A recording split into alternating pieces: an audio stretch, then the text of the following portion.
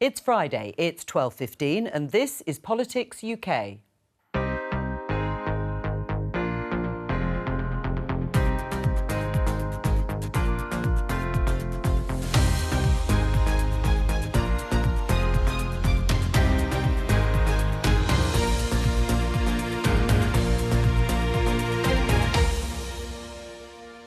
Welcome to your weekly roundup of parliamentary highlights from across the UK. I'll be joined by colleagues in Edinburgh and Cardiff, and here in Westminster by our parliamentary correspondent Susan Hume. This week, the Met Police issue fines for lockdown parties in Downing Street. He really does think that it's one rule for him and another rule for everyone else.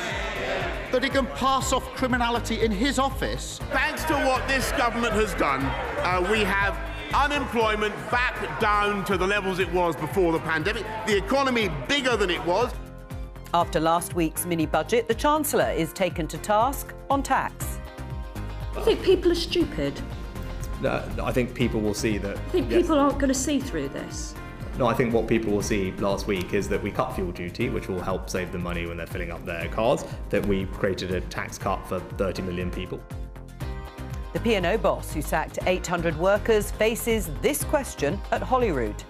You are a failure of a chief executive and most likely right now in a crowded field the most hated man in Britain. How do you sleep at night? Look, it was a very difficult decision. It was a decision that was, as I reiterate, designed to save thousands of jobs. Should the law be changed to limit noise at protests?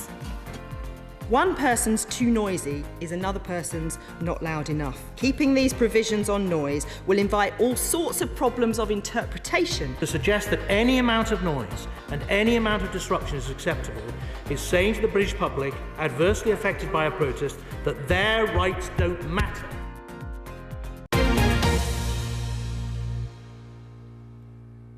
Let's start here in Westminster with Susan Hume. Hello to you. As we saw in the headlines, we had a big development this week. We've been waiting for it for some time on the issue of lockdown parties in Downing Street. What happened? Yes, well, of course, it's a bit unhelpful for the Prime Minister because, of course, politics, Ukraine, the invasion by Russia has rather moved things on from Partygate, but it came back with the Metropolitan Police saying that they were going to issue around 20 fines. No names. We don't know if the Prime Minister is one of them. And he was very unkeen to talk about it at this stage at all. In fact, words like fine or police or party really don't pass his lips. Of course, the other backdrop to Prime Minister's questions was the cost of living yet again. And we're seeing today energy bills going up. There's that increase in national insurance next week and inflation going up. And after the Chancellor's mini-budget the week before, there has been a feeling that maybe the government should have been doing more to help people with this. There were some tax cuts in his mini-budget, including one to come in a couple of years' time, income tax. But of course, income tax really is the one that everybody thinks of when they think of tax. But there are lots of other taxes as well.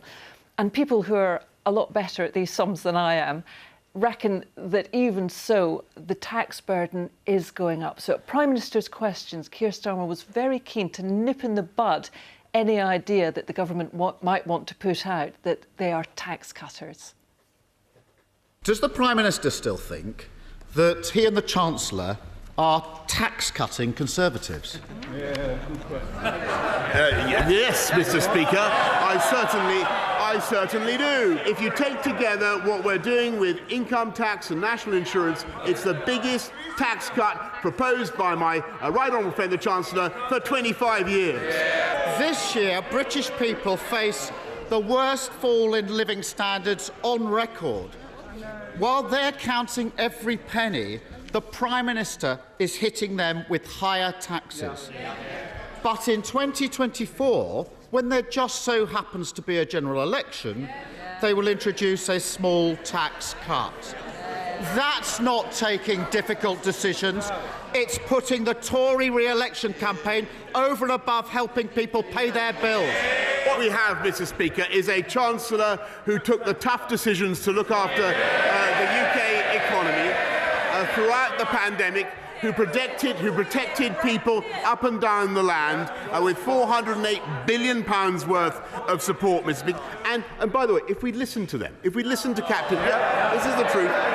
If we listen to Captain Hindsight, we would not have come out of lockdown in July last year, Mr. Speaker. We would have stayed in lockdown over Christmas and New Year, Mr. Speaker, with the result that the UK economy would not be growing in the way that it is. Income stealth tax, a tax on working people. Tuition fee raid, a tax on working people.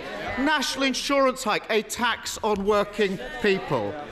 All while oil and gas companies see unexpected bumper profits. A windfall tax would raise billions and ease the burden on working people. Why is the Prime Minister more interested in shielding oil and gas profits than supporting working people?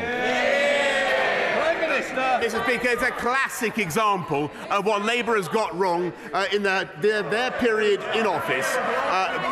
The oil and gas companies are now investing £20 billion, Mr. Speaker, in ensuring that we have long-term energy supplies. There we have it. They're the party of excess oil and gas profits. We're the party of working people.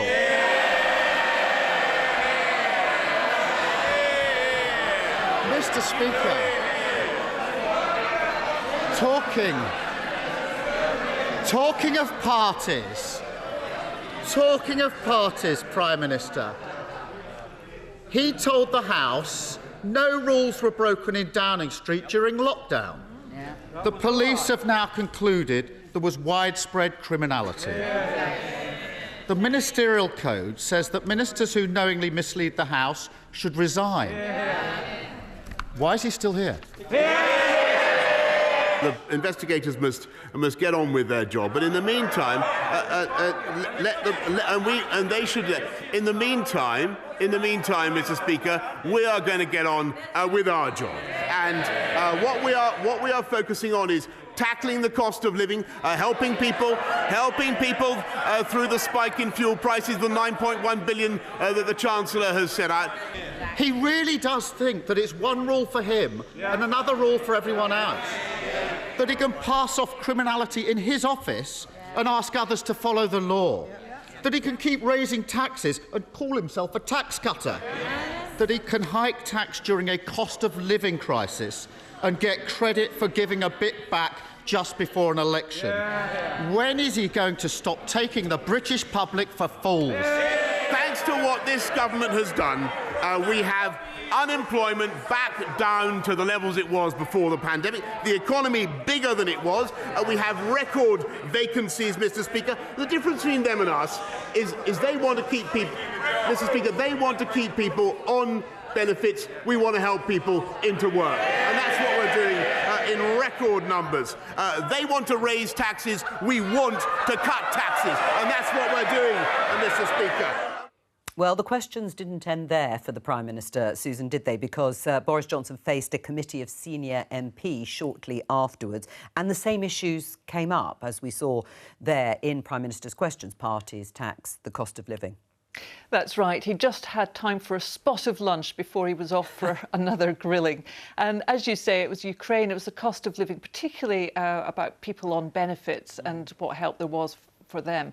But as you say, the first thing really was about the parties, and MPs were pressing quite hard about whether he would resign if he got a fine. Yet again, he absolutely wasn't answering that, to the frustration of MPs who feel that he's not been clear enough about any of this all the way through. First you said there was no rule breaking. That was right, yeah.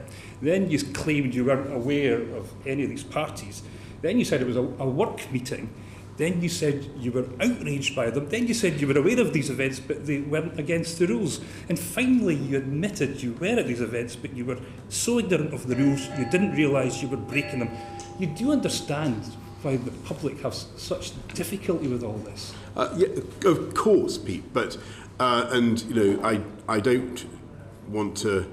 And I understand why you're asking the questions, but I just want to repeat that there will come a point when I will be able to talk about the investigation and the conclusions of the of the investigation, and that is when the investigation has concluded. The words that you use, I've tried to be as clear as I can, and I think that's the big concern that people have, is that you're not able to be clear or straight on these issues. If you can't even answer the question as to whether any laws were broken in Whitehall during lockdown when 20 fixed penalty notices were issued yesterday. Can you at least give a clear answer on that?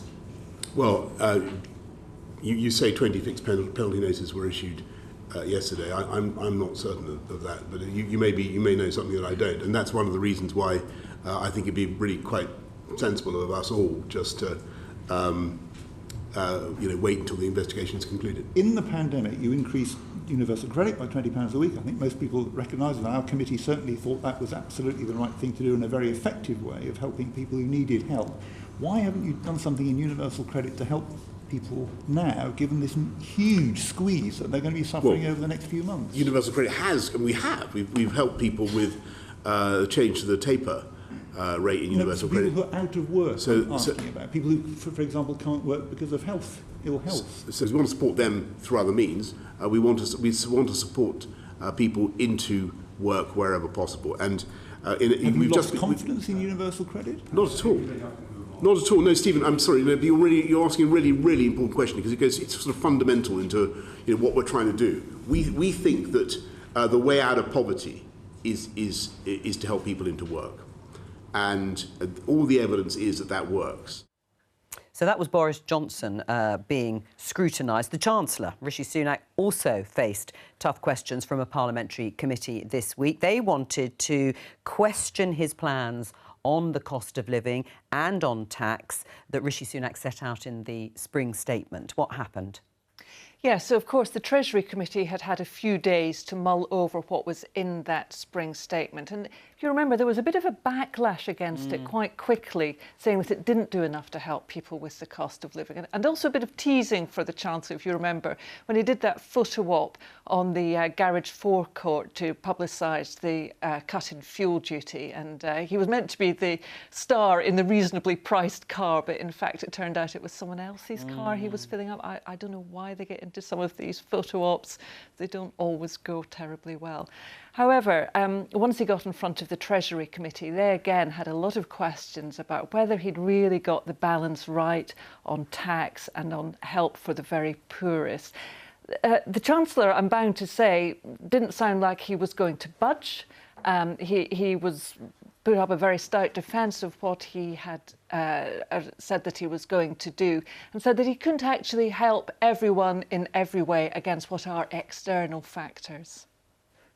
We can't really get away from the fact that if you're out of work and in benefits, there was very little really in the spring statement. If someone's view is that government can or should make everybody whole for inflation, particularly inflation at these levels caused by global supply factors, then that's something that I don't think is no, and nobody's saying that. But just to give, well, but that I think you can't make up for the whole of this external. But that is the. It's about where you put the support and what it amounts to. And I'm just pointing out, I think that there is this particular group who are probably struggling quite a lot and who have had, it appears, less support than perhaps other areas. You've made a political choice to plunge 1.3 million people, including 500,000 children, into absolute poverty. On the figures we have now, that is what you've chosen to do in your spring statement. No, what I've chosen to do is ameliorate, on average, a third of the impact on living standards from forces that are clearly outside of my control, global in nature. We've come up with a package that is progressive in the way it's been designed, and crucially will not add to the inflationary pressures in a significant way, which would harm the very people that we care about and want to make sure that we do care for, and have put in place specific support to help them. I just wanted to let the Chancellor know that the cost in filling up my Kia Picanto has gone up from £30 to £54 in the time I've owned it. Mr Sunak, did you face a similar fuel hike in the time you've owned your Rio? How long have you owned your car? About 3 years. Oh, mine I think is probably older than that. Is it a Picanto? Is it a Rio? No, Picanto? Actually we have a Golf. Okay. So, but you fill up other people's cars now? Yes, actually, was an employee at Sainsbury's. Yeah. Because I was being a visit, and very grateful to Sainsbury's for passing on the fuel duty cut very quickly, as did a couple of other retailers straight away, which is great. I just wanted to ask about the proposed timing of the income tax cut in 2024. I wondered why this particular date was decided, and if you believe it's good economic management for a Chancellor to determine his fiscal policy decisions around the general election cycle, or do you think it just makes people more cynical about politicians?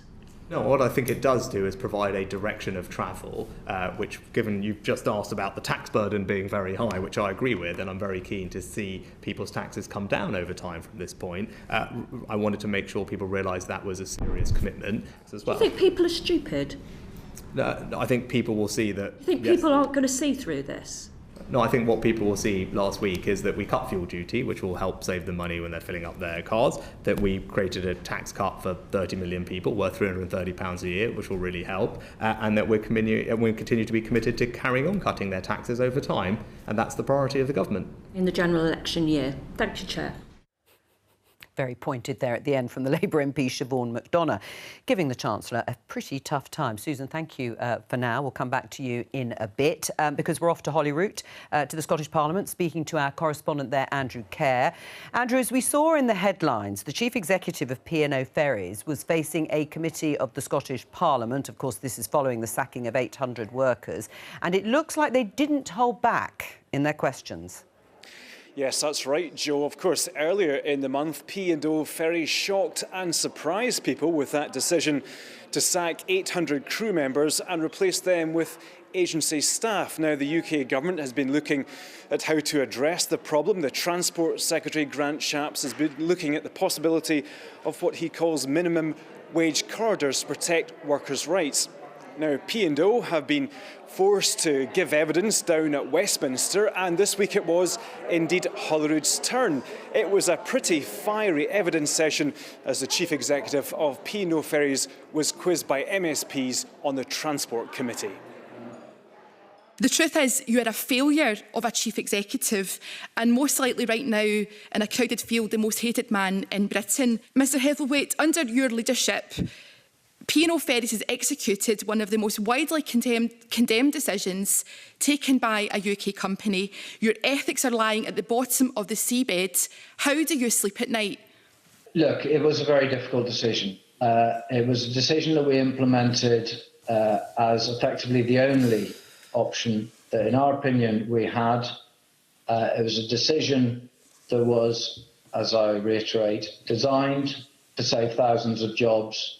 What is the benefit to MD apart from risk to passengers with crew that are very tired and weary because they have to supplement their income because you've halved the time that they are available for work and paid?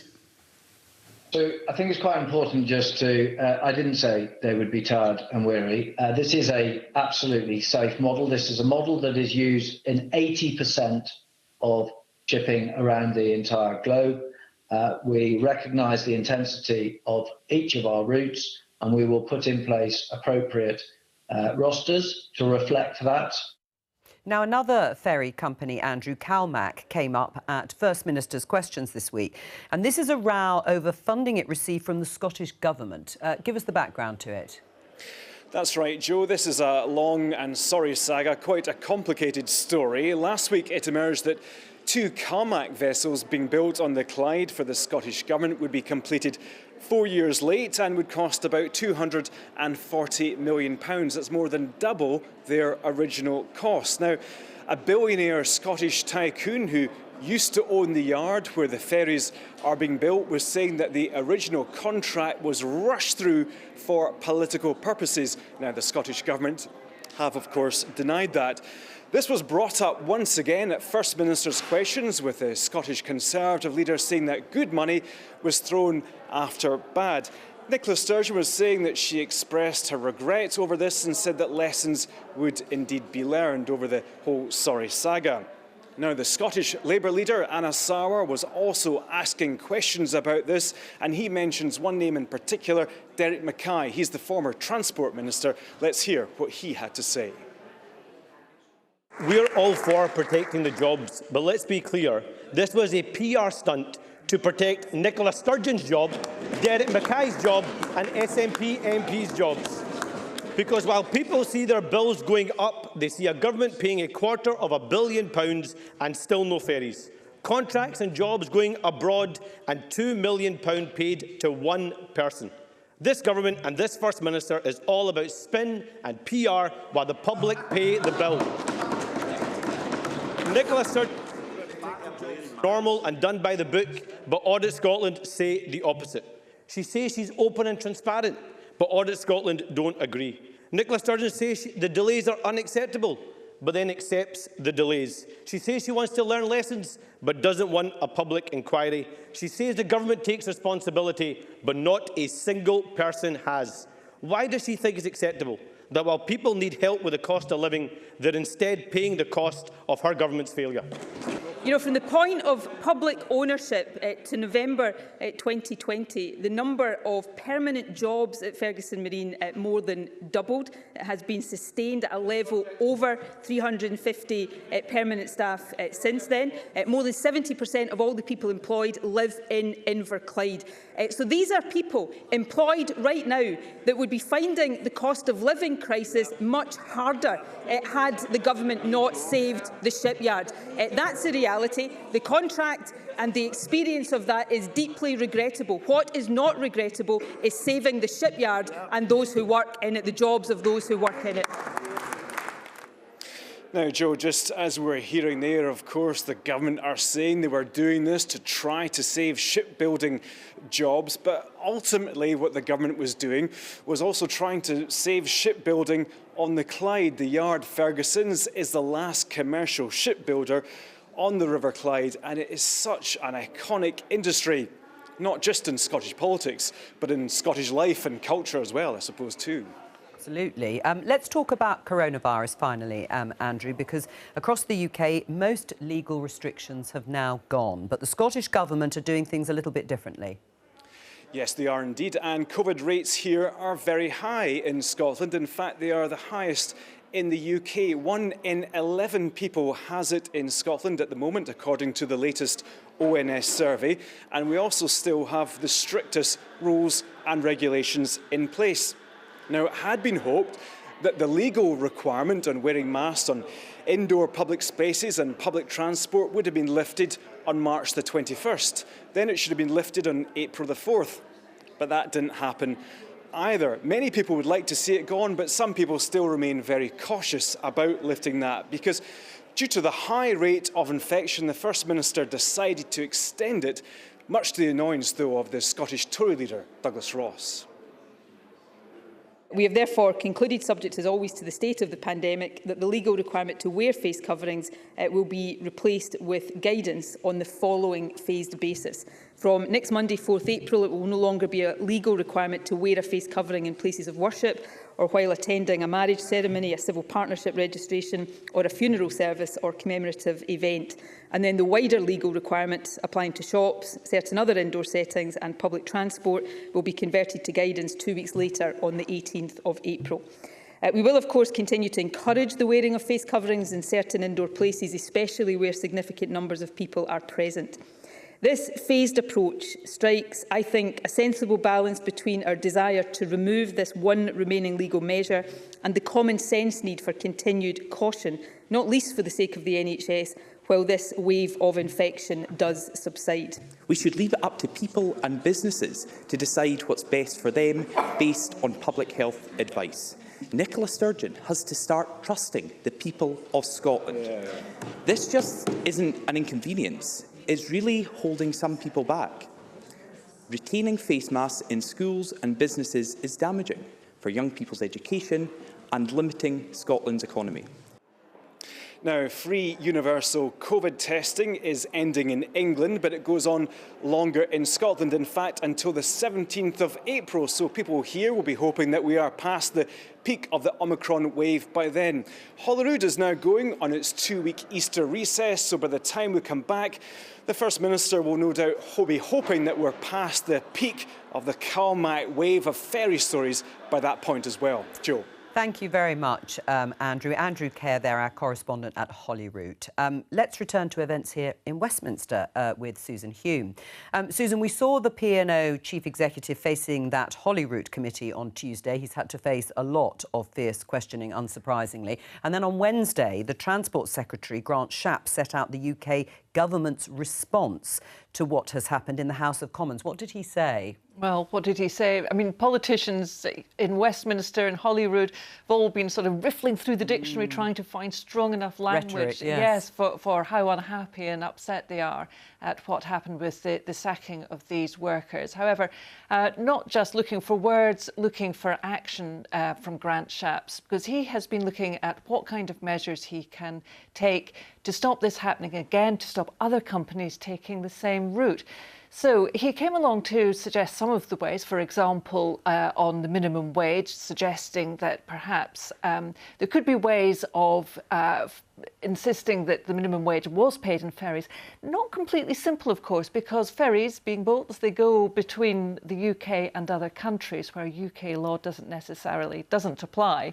So not straightforward. Also asking ports not to allow ferries to dock there if they're not paying the minimum wage. Again, there are problems with that, but I think his main message was that action was going to be taken. No British workers should be treated in this way, devoid of dignity and respect.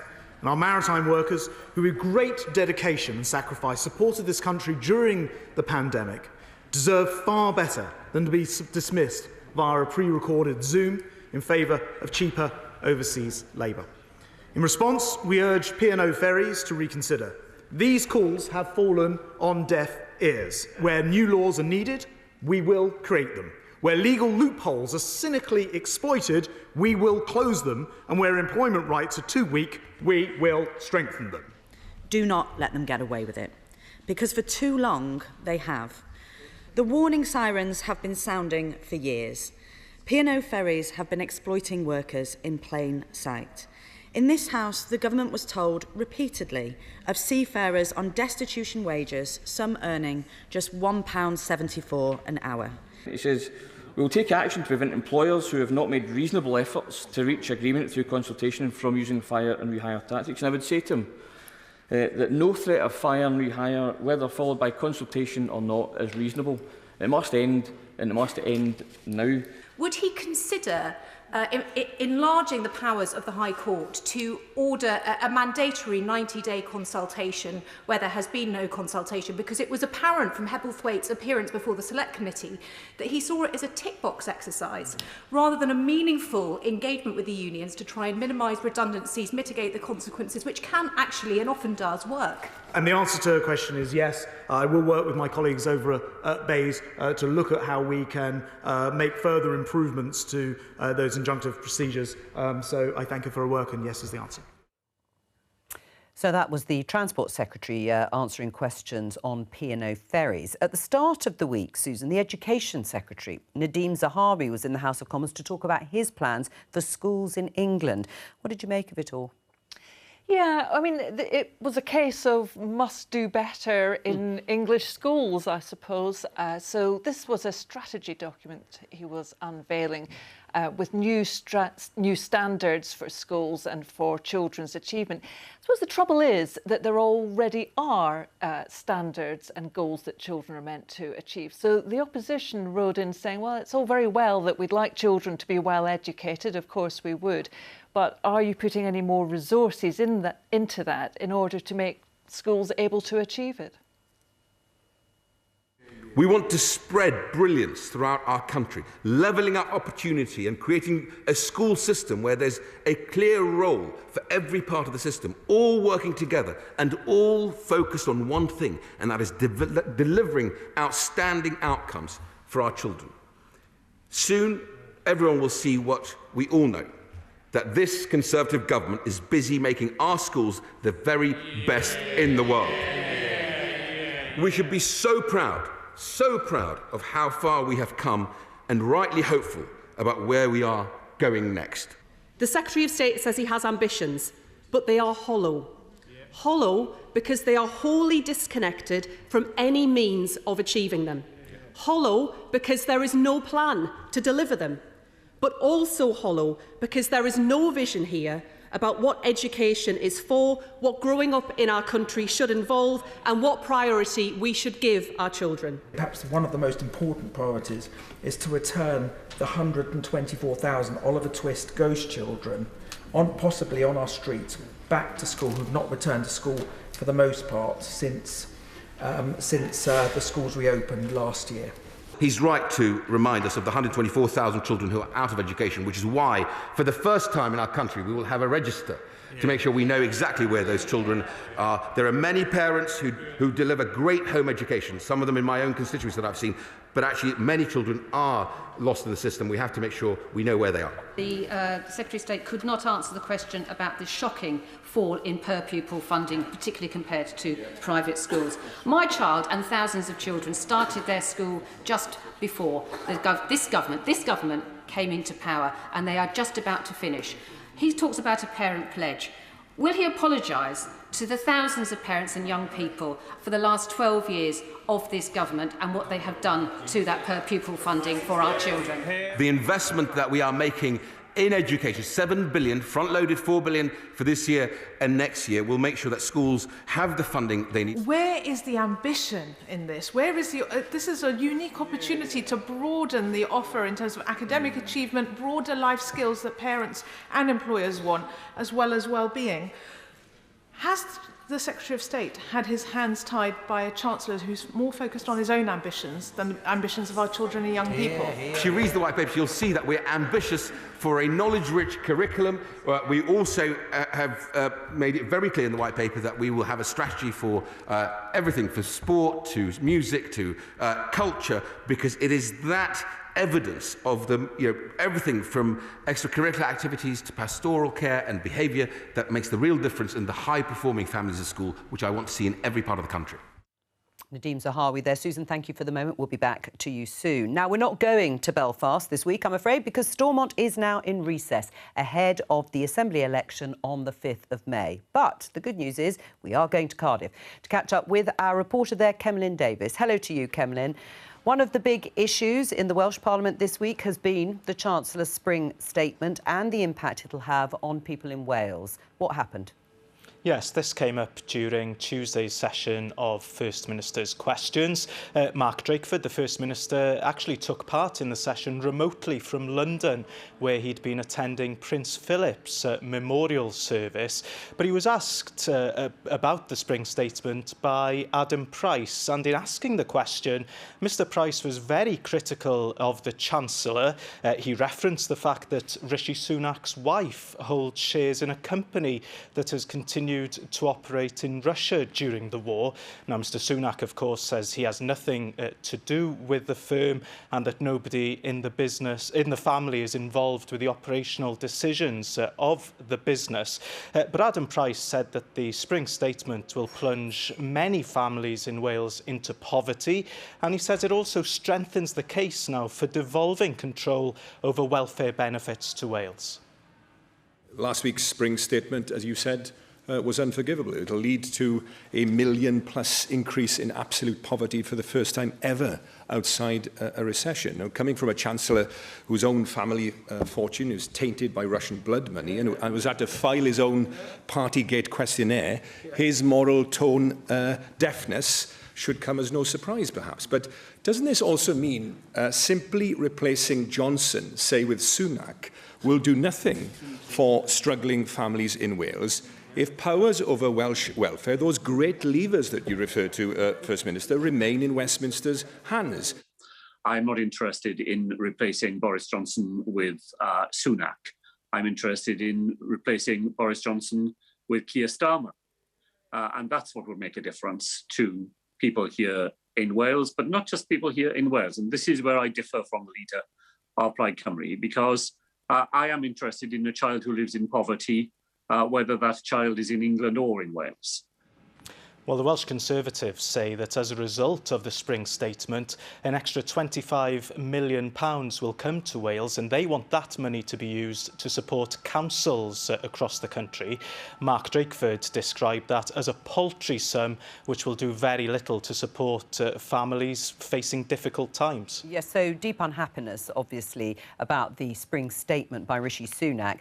We were talking earlier on in the programme, Cemlyn, about COVID-19 regulations in Scotland, which have been extended in the case of face masks. What's the situation in Wales?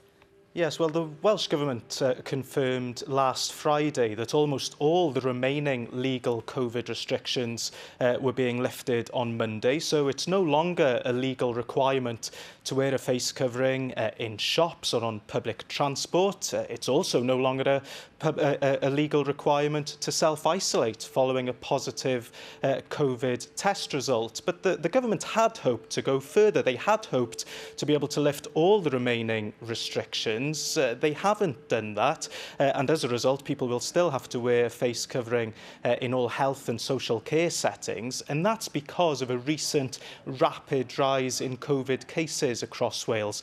And with that in mind, on Tuesday, Plaid Cymru questioned the decision to lift any COVID restrictions in Wales.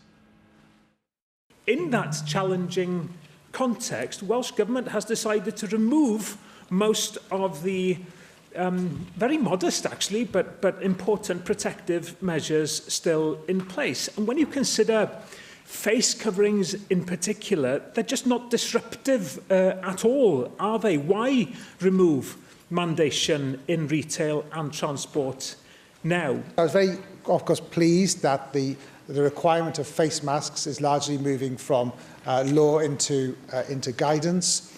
I think that's the appropriate step to take.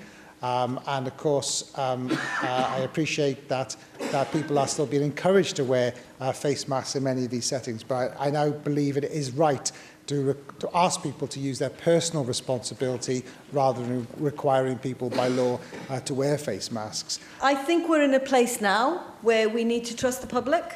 And actually the public in Wales have been quite remarkable. They've been quite remarkable. They have followed guidance and it is difficult, but at some point you have to make that change.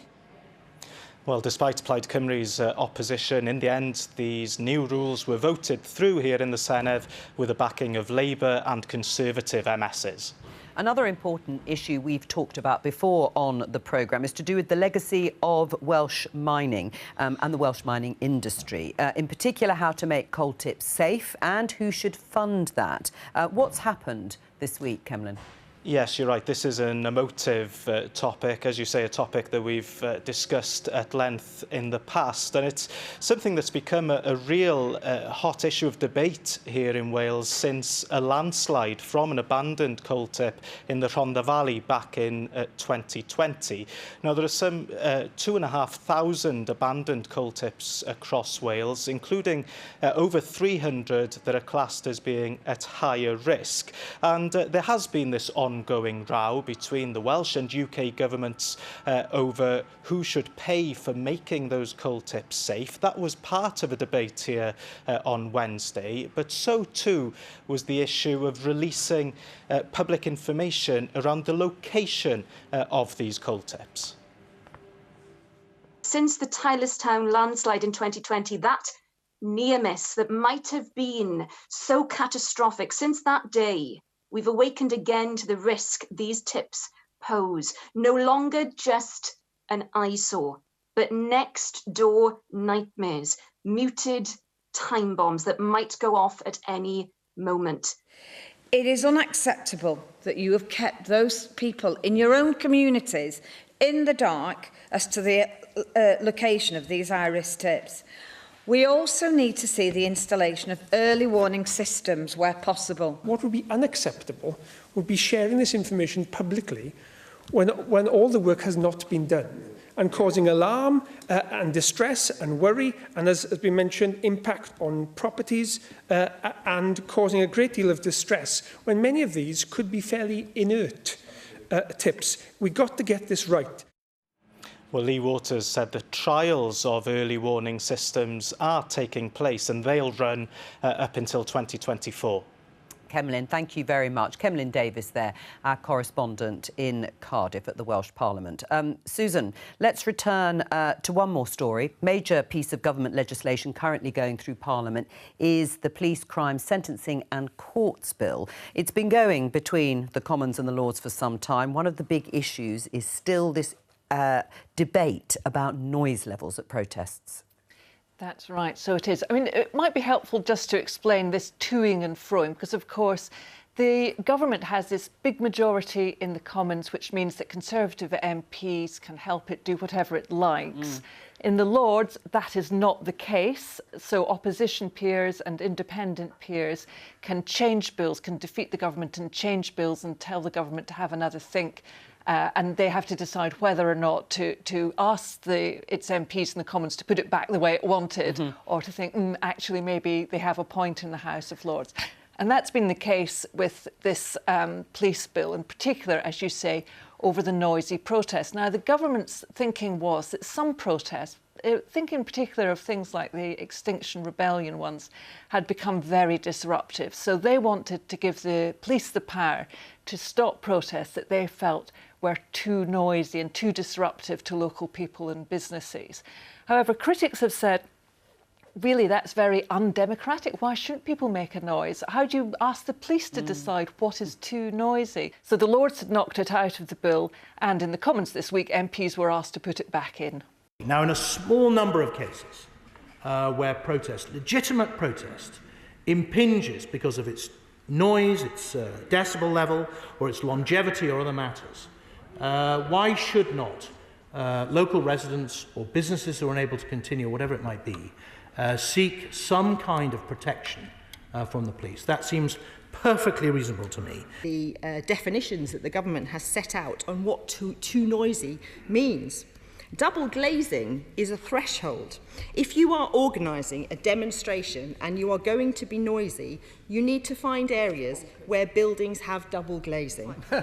You couldn't make it up, Mr. Deputy Speaker. One person's too noisy is another person's not loud enough. Keeping these provisions on noise will invite all sorts of problems of interpretation for the police trying to agree on what too noisy might mean. I think the truth is that the government knows it has comprehensively lost the arguments on this, and so it is left reassuring us that the powers aren't actually going to be used, reassuring us that noisy protest isn't going to be banned altogether, and providing a hodgepodge of examples, many of which would actually already be caught by existing public order provisions. It is incredibly widely drawn as things stand. It takes us back to what in Scotland we used to describe a breach of the peace as being anything that two cops didn't quite like the look of. To suggest that any amount of noise and any amount of disruption is acceptable is saying to the British public, adversely affected by a protest, that their rights don't matter and they should just put up with it. Mr. Deputy Speaker, their rights do matter. Of course, we must accept that protests can be disruptive and can cause inconvenience, but a line must be drawn somewhere, and the provisions in the bill simply enable the police to draw that line where it becomes necessary and proportionate to place restrictions on a protest to protect the rights of others. So, Susan, what's going to happen next with the bill? OK, so the Commons put the bans or the power to ban noisy protests back in the bill on Monday. Yes. A few days later, it went back to the House of Lords as a result, and they thwacked it right out of the bill again. So that means that the bill has to go back to the Commons yet again. So that ping-pong is going to continue for a little bit longer? It's still not over. Now, I normally ask what's happening next week, but of course we're going into recess and we're not that far away from the Queen's speech. So is there anything going on? Well, there is. The House of Lords are working very hard for another week. And again, it's on all those bits of legislation, all those bills that if the government wants them to become law, they have to get a move on. So the Lords are still working on that legislation next week. So there'll be more work for the Commons to come back to after Easter. Something to look forward to. Susan Hume, thank you very much. That's all we've got time for today. Thank you for watching and do have a great weekend.